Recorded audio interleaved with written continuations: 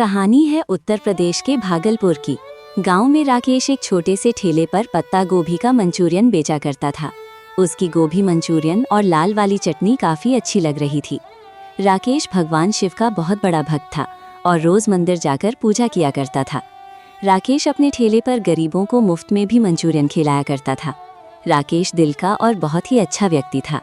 राकेश की ठेले के सामने ही एक गौरव नाम के आदमी का छोटा मंचूरियन और चाइनीज सा दुकान था। गौरव बहुत ही था मंदी। आइए आइए, गौरव के हाथ की चाइनीज खाइए, मंचूरियन है, खाइए। गौरव की दुकान पर ग्राहकों की बहुत लंबी लाइन लगी होती थी, लेकिन राकेश के ठेले पर सिर्फ मक्खियों ही घूमती रहती थी। लेकिन कुछ कर नहीं पाता, पर ग्राहक उसके यहाँ बिना कुछ खाए बिना कुछ बोले वहाँ से चला जाता है। राकेश ये सब देखकर उदास हो जाता है। हे शिवजी, ये मदद करूं मैं ही।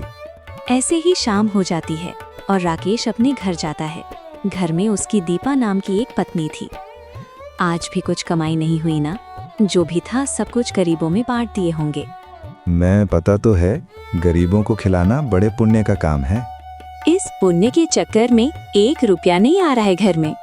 अरे कमाई तो मेरी भी होती, लेकिन सामने में ही गौरव का बड़ा सा दुकान है, जिसके कारण लोग वहीं जाते हैं।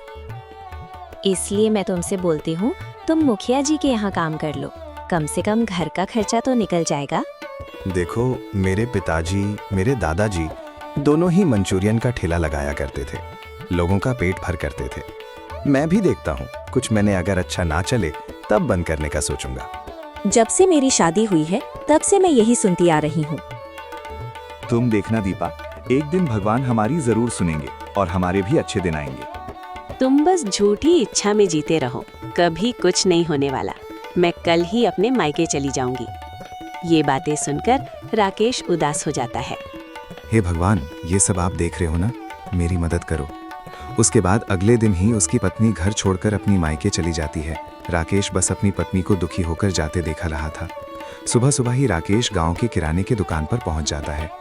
लालू भाई, जरा मुझे बढ़िया वाली 2 मैदा और कॉर्नफ्लोर दे दीजिए। अरे राकेश, मैदा और कॉर्नफ्लोर के भाव तो आसमान छू रहे हैं।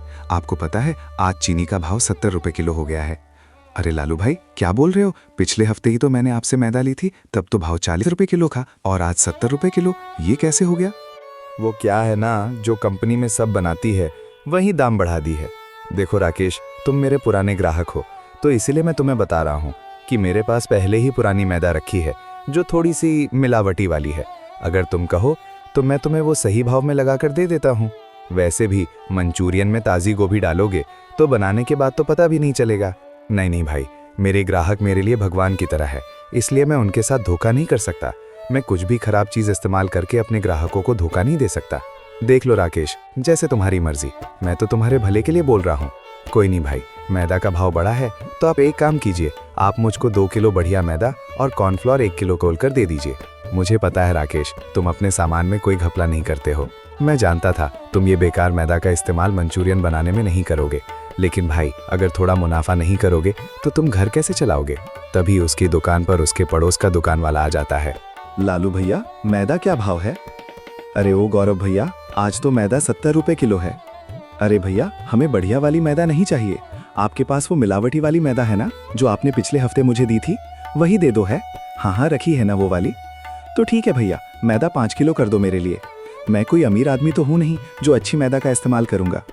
ये सब बातें गौरव और उसका नौकर